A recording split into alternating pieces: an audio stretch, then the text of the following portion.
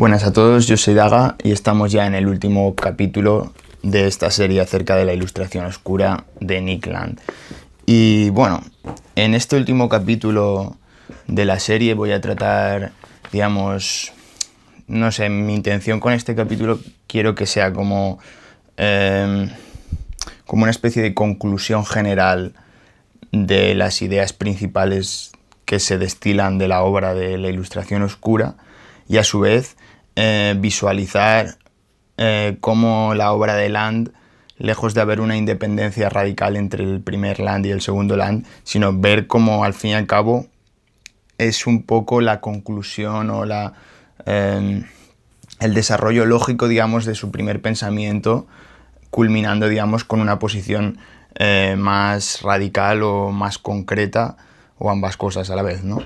Porque al fin y al cabo el capítulo este capítulo de la serie tratará sobre el aceleracionismo de Land, pero sobre todo lo que me interesa también hablar en este capítulo es cómo al fin y al cabo si en un primer momento en Fanged Noumena Nick Land tenía una posición más bien ambigua con respecto a la aceleración, una posición que ha dado pie a interpretaciones muy diversas, que ha influido a autores muy diversos y que puede ser leído en un espectro político muy amplio desde la izquierda hasta la derecha, ¿no?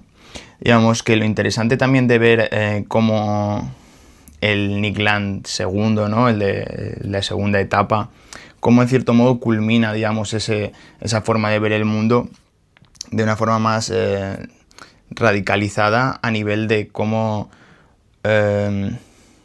ordena o proyecta su pensamiento y esa aceleración con respecto al modo en el que se organiza la sociedad y el modo en el que prevé que va en dirección la sociedad.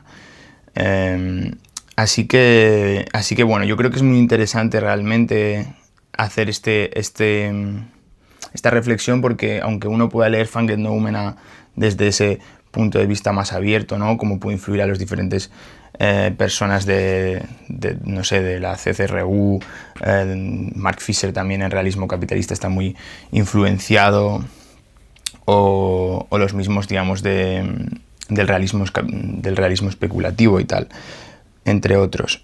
Pero bueno, la cuestión de lo que quiero tratar aquí es que al fin y al cabo la ilustración oscura es un libro que merece mucho la pena ser leído, más allá de los diferentes puntos de vista que uno pueda estar de acuerdo, en contra o simplemente pues mantenerse al margen de ello, ¿no? Porque al fin y al cabo yo creo que es un libro que también recoge ese aceleracionismo dentro del proyecto político de la neorreacción, y a su vez la neorreacción en el fondo no deja de ser una consecuencia de los procesos de aceleración del capitalismo y de las sociedades actuales, ¿no? Que se desarrollan en base al capitalismo, evidentemente. De modo que me gustaría hablar primero de todo, pues cómo al fin y al cabo yo creo que ese primer Land que se ve explícitamente influenciado por el antiedipo de Deleuze y Guattari, ¿no? Por todo, digamos, el marco, digamos, de capitalismo y esquizofrenia, digamos, en Fanged Noumena es algo que salta a la vista, que cualquiera que haya leído la obra se puede ver apelado por el modo en el que hace filosofía y el modo en el que recoge o reinterpreta a estos autores. Pero yo pienso que realmente ese pozo de Deleuze y Guattari siempre ha estado en Land, y en verdad el modo en el que lo desarrolla o lo extiende a la ilustración oscura yo creo que es de una forma tácita, es como algo que ya se da por hecho, y ese dar por hecho se da en el sentido de que asume, digamos, esos procesos internos al capitalismo como procesos de desterritorialización y descodificación que cada vez adquieren grados más absolutos, ¿no? Y por lo tanto en ese progreso en la dirección de la desterritorialización del propio sistema implicaría también pues un marco de disolución de regímenes políticos, de regímenes sociales, digamos, los diferentes estratos que configuran la realidad social más allá de la economía y tal, digamos, lo que se ve es influenciado por esos procesos ontológicos que el propio capitalismo proyecta o fomenta de una forma impersonal, ¿no? Y claro, o sea, esto es bastante interesante porque, ya os digo, yo como lector de Deleuze y Guattari, y seguramente en contra de mucha gente que a lo mejor es deleuziana o que le interesa especialmente el pensamiento de Deleuze con Guattari y tal, yo pienso, y puede ser controversial, pero yo creo que Nick Land ha sido el que mejor ha entendido a Deleuze y Guattari y el que mejor ha aplicado o ha desarrollado su pensamiento, o ha sabido extender las implicaciones ontológicas, las implicaciones políticas e incluso económicas y sociales de lo que es la obra de Capitalismo y Esquizofrenia, los 2 volúmenes. Y claro, hay gente que me podría decir, no, pero es que Deleuze era de izquierdas y por lo tanto, al fin y al cabo, Land pervierte a Deleuze y todo eso, y dices, bueno, a ver, para empezar, esas cajas, ya sabéis que yo estoy en contra de las cajas de etiquetado, y evidentemente sí, Deleuze habló en vida que era de izquierdas y todo eso. Ahora bien, más allá de esa proposición y más allá, digamos, de la amplitud, digamos, de la obra, porque la obra de Capitalismo y Esquizofrenia es lo suficientemente abstracta y lo suficientemente abierta para dar paso a interpretaciones muy variopintas, ¿no? Porque al fin y al cabo la realidad es que ha influido de forma muy diversa a autores muy diversos. Lo que no se puede negar, que es algo evidente y que diferencia de forma radical con la mayoría de críticas y análisis que se han hecho desde la filosofía del capitalismo, es que normalmente la tendencia a hacer un análisis filosófico sobre el capitalismo es hacer una crítica ya sea marxista, neomarxista, posmarxista, etc. O sea, parecería que solamente las herramientas del marxismo, las herramientas teóricas del marxismo, han sido las únicas, no sé si decir capaces, o que pretendieron o han pretendido ser capaces de recoger el pensamiento o la crítica al capitalismo o el análisis del capitalismo. Y aunque evidentemente Deleuze y Guattari estén influenciados por el marxismo, la realidad es que hacen una crítica interna al marxismo enorme. O sea, realmente tú cuando lees El capitalismo y Esquizofrenia, el modo en el que se acercan al capitalismo es radicalmente distinto al modo en el que se acercaría Marx. Y aunque evidentemente beban de Marx y estén influenciados, porque es como el ABC de la filosofía acerca del capitalismo, la realidad es que Deleuze y Guattari en vida, en aquella época, fueron repudiados por los comunistas de la época y demás, porque subvierten el modo en el que se entiende el capitalismo. Incluso en algunos momentos parecería que abrazan el capitalismo como una forma de desterritorialización absoluta, como una forma, digamos, de romper, digamos, con los marcos existentes, digamos, según las configuraciones sociales, ¿no? Ninguna configuración social ha sido capaz de promover un cambio de estructuras a un ritmo tan acelerado como ha sido el capitalismo, ¿no? Entonces, ¿qué pasa? Que yo creo que Land lo que recoge es ese legado del marco conceptual de Deleuze y Guattari, y por así decirlo, aumenta su potencia, o por así decirlo, lo aplica de una forma mucho más radical. Y eso se ve pues en cómo realmente recoge esa cita famosa del aceleracionismo que está en el Anti-Edipo, ¿no? De que todavía no hemos visto nada sobre la aceleración que está por venir. Y realmente a partir de eso Land coge esa premisa y la extrapola, la aplica y sobre todo la mezcla con la cibernética, con la teoría de sistemas complejos, y realmente junta, digamos, la ontología con la política, la economía y la tecnología, si no lo he dicho ya, ¿no? Al fin y al cabo, la cibernética y el modo en el que se comporte, digamos, el ser humano como máquina deseante o como máquina no deseante, o sea, es decir, como máquina humana y máquina no humana, digamos, en la cibernética se recoge y se junta y se entraría dentro de un sistema global más complejo, lleno de múltiples capas, ¿no? Pero bueno, el punto que os quiero mencionar es que al fin y al cabo, si yo pienso que Nick Land radicaliza y recoge el legado de Deleuze y Guattari incluso aun pudiendo estar en contra que Deleuze y Guattari, no digo que estuvieran de acuerdo con lo que piensa Land, pero sí que pienso que recoge muy bien su legado y sabe interpretar bastante bien los procesos internos del capitalismo. Y claro, la cuestión de fondo es que al fin y al cabo Deleuze y Guattari lo dijeron claramente, y por ejemplo una de las críticas que los aleja principalmente del marxismo es el hecho de que ellos hablan de cómo nunca, de que el capitalismo no puede morir, no puede desaparecer por sus propias contradicciones. Digamos, la dialéctica marxista presuponía un telos que supone que al fin y al cabo en algún momento el capitalismo por sus propias contradicciones se destruiría, mientras que Deleuze y Guattari dicen no, señores, eso es imposible. El capitalismo funciona como una máquina estropeada y cuanto más se chirría, mejor funciona. Esto lo llegan a decir así. Y por lo tanto, las contradicciones, lejos de hacer que el capitalismo se vaya al traste, lo que va a hacer es que amplifique nuevos territorios y nuevas formas, digamos, de desarrollarse. Y eso, al fin y al cabo, es una diferencia radical con otros textos que a lo mejor entienden el capitalismo de una forma distinta. Y sin ir más lejos, por ejemplo, las teorías postcapitalistas o de aceleracionismo de izquierdas, ¿no? Como Czerníček, entre otros, al fin y al cabo sí que recogen un punto de vista de emancipación en el futuro postcapitalista, ¿no? Ellos sí que entienden de que en algún momento el capitalismo desaparecerá por el propio proceso interno del capitalismo, ¿no? Claro, para Land esto es absurdo. Del mismo modo que es absurdo para Deleuze el hecho de que se destruirá por sus propias contradicciones, la promesa de que el capitalismo desaparecerá por una especie de emancipación interna al propio proceso de desterritorialización y de aceleración, lo que diría Land es, lejos de hacer eso, lo que hará es afianzarse cada vez más, ¿no? Porque cada vez el capitalismo, digamos, englobará diferentes partes más totalizantes, ¿no? Digamos, del globo terráqueo, ¿no? Eso, entendiéndolo desde la globalización misma hasta los diferentes procesos sociales, locales y globales.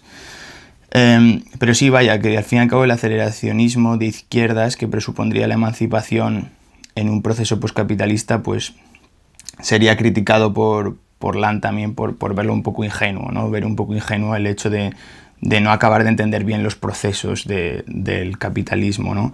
O sea, es como tirar la toalla, ¿no? Con el hecho de, vale, no podemos criticar el hecho de que el capitalismo es así, va a seguir funcionando, pues vamos a pensar en el postcapitalismo como una alternativa viable que nos la va a dar el propio capitalismo, ¿no?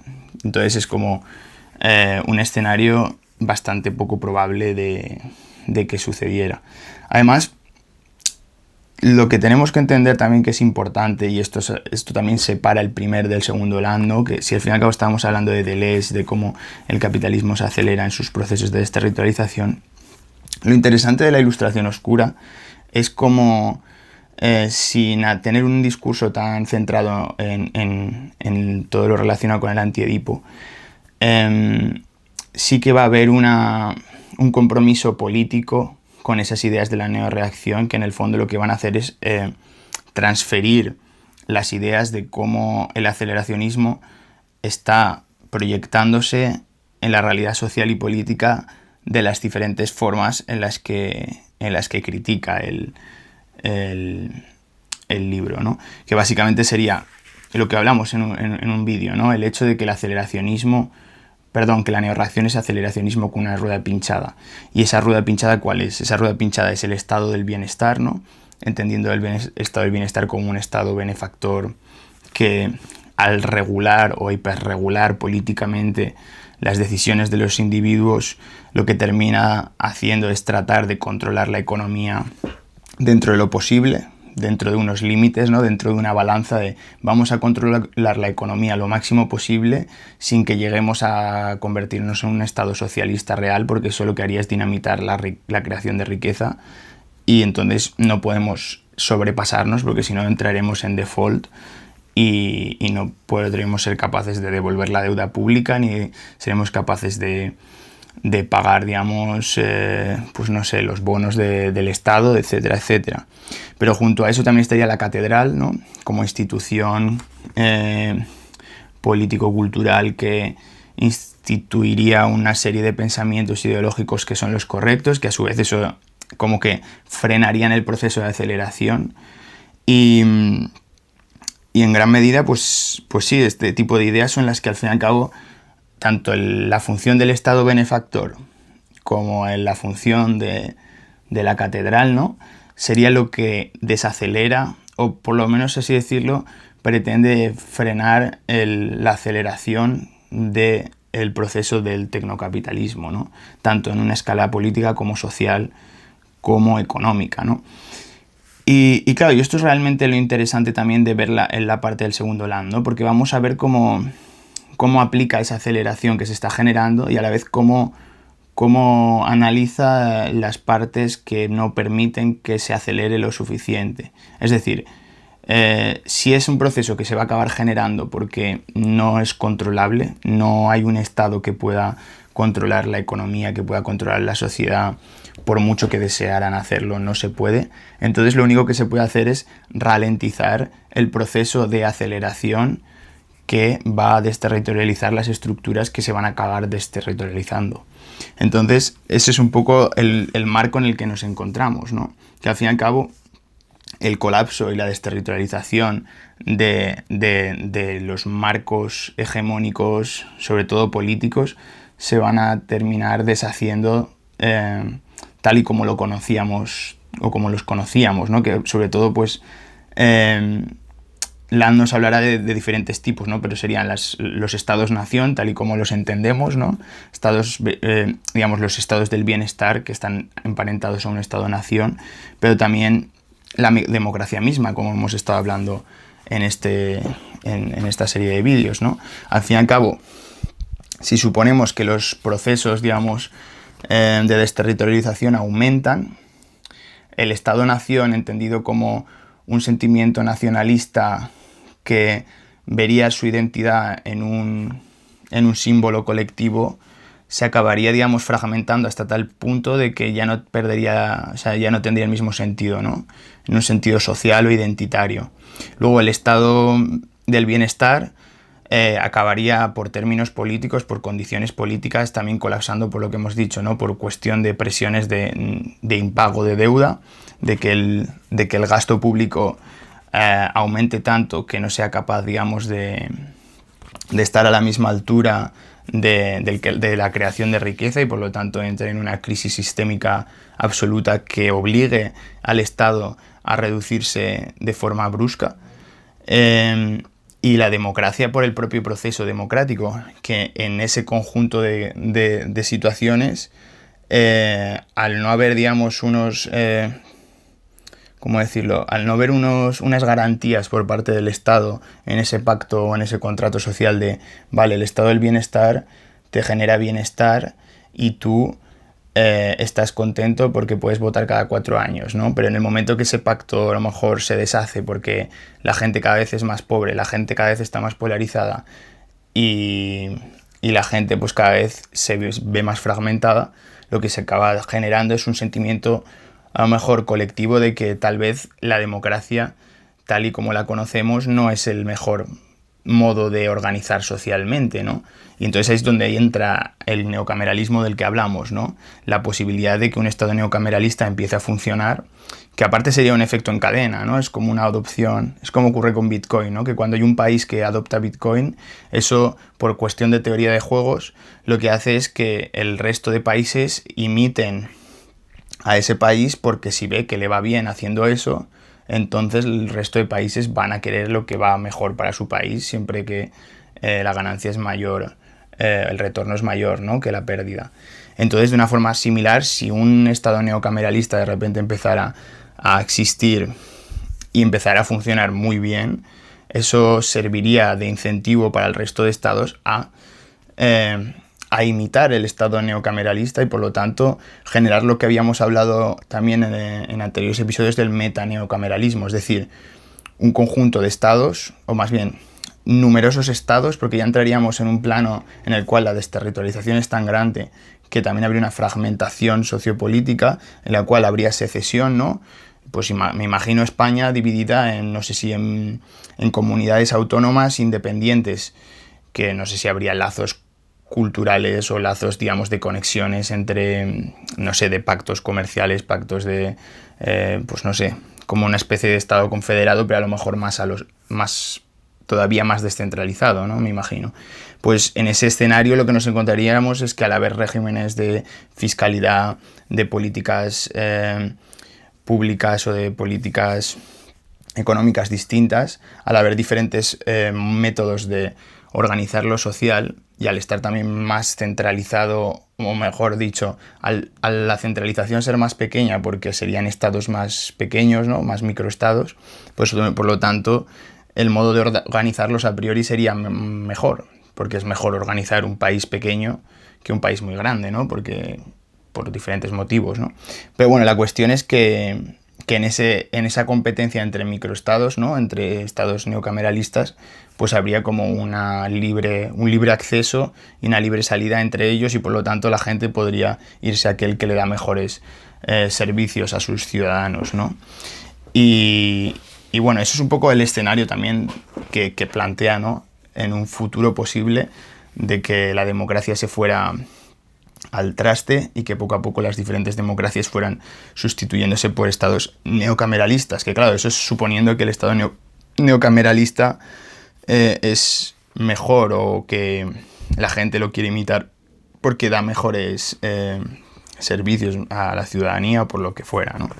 Pero claro, aquí la cuestión es que la disolución de la que estamos hablando, la desterritorialización que estamos hablando, tanto en el Estado-Nación como en el propio estado del bienestar y en la propia democracia, en el fondo también se vería puesta en ese proceso de aceleración hacia la desintegración por el propio hecho de cómo la economía cada vez genera agenciamientos más globales y por lo tanto crea agenciamientos internacionales que diluyen las fronteras y digamos, los propios flujos comerciales, digamos, irían de un lado a otro, como ya estamos viendo, de repente pues hay una empresa que viene de X país a otro país, ¿no? Las personas se van a trabajar a un país o se mudan porque prefieren estar en un país en otro porque tiene mejores servicios y mejor calidad de vida. Si os dais cuenta, eso hace 100 años o 200 años era algo impensable, ¿no? Bueno, hace 100 años todavía, pero hace 200 años eso era algo impensable, antes de la revolución industrial. Pero si realmente hubiera una aceleración en la cual la economía diluye poco a poco el modo en el que se organiza la política, lo que encontraríamos es que los ciudadanos, una especie de cosmopolitismo, esto lo llega a hablar Nick Land en el libro, ¿no? Una especie de cosmopolitismo en el cual la gente pues sería ciudadana en el sentido de que me voy a aquella parte del mundo que más me interesa estar, porque me gusta la comida que tienen, pero es que también me gusta que ganan bastante dinero y a la vez las políticas públicas que hay ahí son más afines con mi forma de ver el mundo. Entonces, como todos los estados-nación que serían más pequeños o más más pequeños, entendidos también como más fácilmente organizables, ¿no? Pues ofrecerían esos servicios distintos y por lo tanto la gente tendría una mayor movilidad a elegir entre un sitio u otro, ¿no? Así que claro, la cuestión es que si la disolución o la desterritorialización es un proceso inevitable, estaría sobre todo, digamos, atravesado por cómo el capital y la técnica irían diluyendo, irían poco a poco fragmentando las fronteras, los propios territorios que son algo físico y las propias soberanías políticas de los estados irían perdiendo la fuerza porque el propio dinamismo de la economía acabaría subsumiendo digamos, la rigidez de la política, porque la política, la regulación es algo que por naturaleza es lenta, es algo que por naturaleza depende de decisiones arbitrarias, ¿no? Pero sin embargo, digamos, la economía en el fondo, al moverse pura y simplemente por incentivos, lo que generaría es una transfusión, digamos, de los mecanismos del mercado, digamos, a las diferentes áreas, ¿no? Igual que hay una competencia entre empresas y una competencia entre estados, ¿no? Entonces, si hay una competencia entre decisiones políticas buenas y decisiones políticas malas, aquellas decisiones políticas malas, en vez de verse incrustadas y enquistadas como una especie, digamos, no me sale la palabra, vaya, sí, como una especie, digamos, de peso que no se puede quitar un Estado, ¿no? Porque si un Estado tiene unas decisiones políticas nefastas y lo lleva arrastrando durante décadas, ese dinamismo se pierde y afecta a la población. Mientras que si se asume que el Estado tendría una lógica de perfeccionamiento de las propias estructuras internas a un mayor dinamismo, entonces lo que haría es justamente depurar constantemente ese tipo de cosas, ¿no? Por lo menos sobre el papel, vaya. Pero bueno, vaya. Lo que estoy tratando de mostrar es eso, ¿no? Que al fin y al cabo, en un mundo cada vez más abierto, en el que las fronteras se difuminan más, los estados se van erosionando, por lo menos en el sentido clásico que entendemos un estado, porque ya sabéis que Land y Molbach no son anarcocapitalistas, ellos piensan que el estado seguirá estando, pero con una forma distinta, como es la neocameralista, pero que sin embargo la forma de organizarse, al estar dominada por un lenguaje común que sería el del capital y el de la tecnología, son esos propios procesos tecnocapitalistas los que crearían una red enorme que traspasaría fronteras. En el fondo en Internet lo estamos viendo. Internet es como una red global que es como un espacio, que de hecho lo es, el ciberespacio es como tomado como un dominio público por parte de la OTAN y otros países, que al fin y al cabo trasciende el propio espacio físico por un espacio virtual, y tú puedes estar accediendo a una web de cualquier país simplemente desde tu ordenador, ¿no? Entonces, ¿qué pasa? Que de una forma o una lógica similar, yo creo que ese tecnocapitalismo trascendería las barreras físicas para, por así decirlo, crear como una lógica común que a su vez estuviera basada en la especificidad de cada sitio, ¿no? En cada lugar habría un modo de hacer las cosas distinto, ¿no? Porque como habría competencia entre microestados, pero por otro lado habría esa lógica común que estaría basada en la tecnología y en el capital, ¿no? El modo, digamos, de compartir o de transferir ideas, o de ideas no, pero de emprender o de crear negocios, de crear valor, no sé, todo tipo de cuestiones, ¿no? Habría que analizarlo en detalle.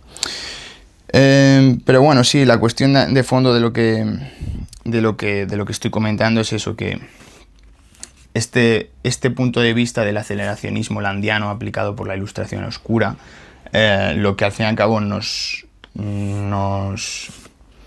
muestra es cómo la disolución política forma parte de la aceleración, ¿no? La aceleración no implica simplemente, pues no sé, aceleración en los tiempos de espera. Es decir, si antes mandabas un mensaje y tardaba con carta meses, luego con correo electrónico tarda menos, luego con WhatsApp tarda un segundo, ¿sabes? Ese proceso de aceleración tecnológica que implica nuevas mejoras es un tipo de aceleración, pero también hay una especie de aceleración regresiva o más bien una aceleración de destrucción creativa, podríamos decir, con el concepto de Schumpeter, que lo que haría es destruir la política o destruir la forma política hegemónica, porque ese proceso de aceleración es como que estaría haciendo fuerza sobre las estructuras políticas, es decir, la economía con la tecnología estaría imponiendo una forma de funcionar que se vería limitada por las decisiones políticas, ¿no? Un ejemplo muy fácil de verlo es como en la Unión Europea, que es un lugar que se caracteriza por la hiperregulación, ¿no? Pues antes de estar mirando pues, por competir económicamente, por crear una inteligencia artificial que pueda ser interesante y que pueda tener potencial, ¿no? Lejos de eso, ha creado todo un sistema de regulaciones para la inteligencia artificial sin tener una propia competencia, ¿no? Sin tener una empresa fuerte que compita, ya tiene una regulación, todo un código de regulaciones sobre la inteligencia artificial. Yo creo que es un ejemplo palmario, ¿no?, que puede extrapolarse a muchos casos, ¿no? Pero al fin y al cabo, ¿qué estamos viendo ahí? Se pone antes una regulación antes de un proceso productivo tecnológico, es decir, de innovación, es decir, de capital invertido con innovación tecnológica para lograr X inventos nuevos, ¿no? Desarrollos tecnológicos. Pues la regulación de partida te va a poner en una situación en la cual no vas a poder hacer una serie de cosas porque no forma parte del código político que se ha implementado. Sea este código político correcto o no, no estamos hablando de decisiones morales, estamos hablando de cuestiones políticas, económicas y ontológicas, ¿no? Es decir, si tú pones una regulación, tú vas a eliminar la posibilidad de que exista una nueva innovación. Y eso es así. Y ya podemos hablar de si está bien, si está mal, pero eso es aparte. Pero el punto es el siguiente: si la economía cada vez tiene un peso más grande, ese tipo de molestias que implica una hiperregulación, es decir, ese tipo de regulaciones inútiles, porque no todas las son, pero algún tipo de regulación que pueda llegar a ser inútil, lo que va a poner es poner frenos al funcionamiento de la maquinaria, ¿no? Y esa maquinaria, no digo que por conciencia propia, aunque esto podríamos hablar de la cuestión de la inteligencia en relación al capital, que también tratamos en el anterior vídeo, ¿no? Pero sí que por los propios procesos internos de autosuperación y de rebasar y de optimizar, a lo mejor son los propios mecanismos internos de la tecnología y del capital que van infiltrando como un caballo de Troya mecanismos que diluyan la responsabilidad o el poder político en base a que se queden obsoletos los procesos políticos que antes generaban un servicio que va a ser sustituido por un servicio generado por la propia economía. Es decir, yo creo que la erosión no va a ser porque los políticos le den el poder a la economía, al contrario. Yo pienso que lo que va a ser es que la economía va a acabar por fuerza, por ese sistema de incentivos, generando una especie de comparación radical entre lo que se ofrece por parte del poder político y lo que se ofrece por parte, digamos, de la tecnología y el capitalismo, ¿no? Entonces yo creo que ese proceso de desintegración irá poco a poco, digamos, penetrando en las estructuras políticas hasta que obligue a reformular la política tal y como la hemos entendido en este último siglo y el anterior. Entonces, claro, la cuestión es que este escenario lo que nos acercaría es al darwinismo social y al antihumanismo del que hablábamos en el anterior vídeo, que básicamente, si hay un proceso de disolución político, también las propias estructuras tenderían a ser más óptimas, pero a la vez por así decirlo, a no mantener aquello que no se debe mantener de una forma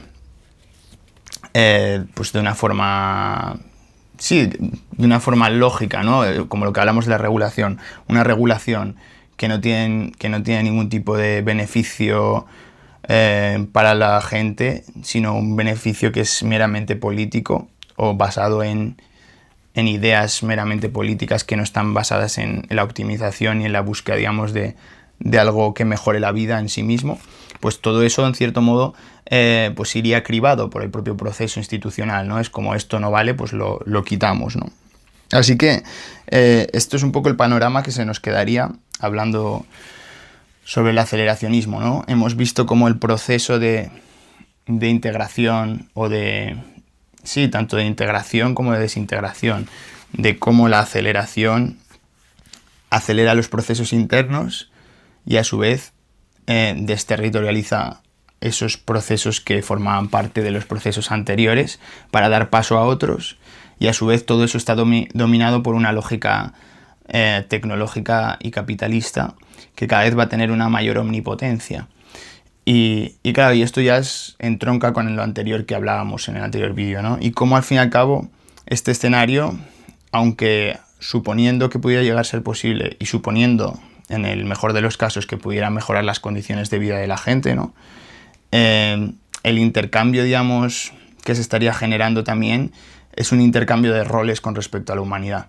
Y esa es la parte inquietante o más problemática de lo que podemos pensar, que es donde ahí se reúne ese Land también especialmente pesimista con la realidad de la inteligencia, ¿no?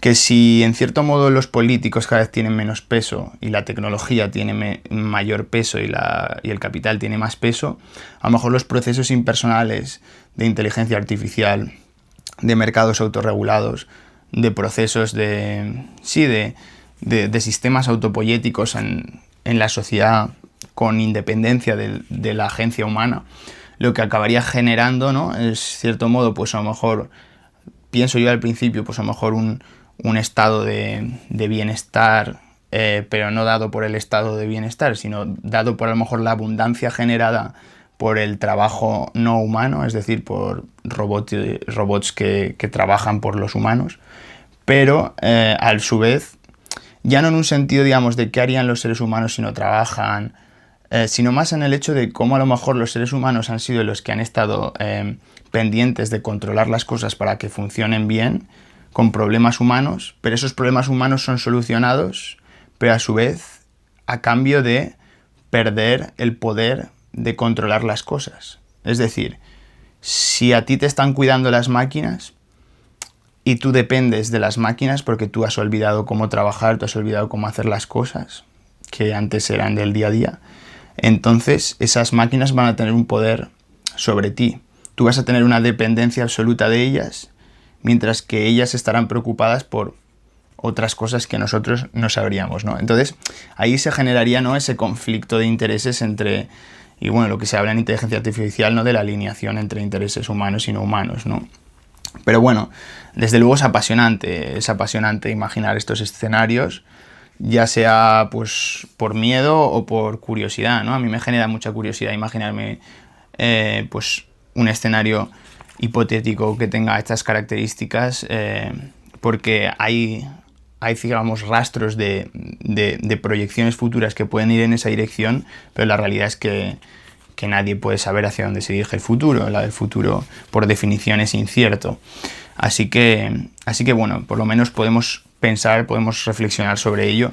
Y yo creo que Land, ahora ya que estamos acabando ya el último capítulo, yo creo que Land es un autor que merece ser leído, merece ser tomado en atención, sobre todo desde una perspectiva abierta. Con eso no quiero decir de tomarte al pie de la letra todo lo que dice o creer todo lo que dice, o reducir su persona o sus ideas a cosas que son más básicas de lo que realmente son, porque realmente creo que Land es un autor lo suficientemente complejo como para que no te quedes con la superficialidad, porque yo creo que eso es el problema que pasa con Land. Muchas veces la gente se crea crea una división demasiado. Por ejemplo, a él se le llama aceleracionismo de derechas para ponerlo al de izquierdas, pero volvemos al tema, ¿no?, de los antagonismos políticos, ¿no? Eso sí, vale, podemos llamarlo así, en cierto modo, es una forma simple, pero también le quita a lo mejor la oportunidad a la gente de leerlo por pensar que a lo mejor no tiene nada interesante que decir. Y yo pienso que ese tipo de cosas a día de hoy, por los propios procesos que comenta Land incluso, deberíamos hacer todos una reflexión crítica de poder llevar a pensar más allá de ese tipo de limitaciones de espectros políticos e ideológicos, porque yo creo que Land transgrede de forma radical eso, y en su pensamiento podemos ver puntos de conexión con autores muy distintos y podemos ver futuros muy distintos, inquietantes, emocionantes, de progreso según se mire de una perspectiva o de no progreso desde otra. Pero la cuestión es eso, lo importante yo creo que en la filosofía, en el pensamiento, más allá de eso, de que la gente crea al 100%, que eso yo veo que es, aparte dogmático, un poco sectario, ¿no?, creer en 100% en un autor. Yo creo que lo importante es dejarte atravesar por sus ideas y dejarte un sentimiento de pensamiento sobre algo que antes tú de leer un libro no tenías ni idea de que existía, o por lo menos no tenías ni idea de que había un desarrollo sobre ciertas temáticas de una manera concreta. Así que nada, espero que os haya gustado la serie. Yo es una serie que he disfrutado mucho, igual que el libro es un libro que he disfrutado mucho, es un libro muy, muy impactante a muchos niveles, muy esclarecedor en algunos otros, y sobre todo es un libro que no puede dejarte indiferente, desde luego. Así que nada, si os ha gustado la serie, dadle a like. y nos vemos en el próximo vídeo. Chao.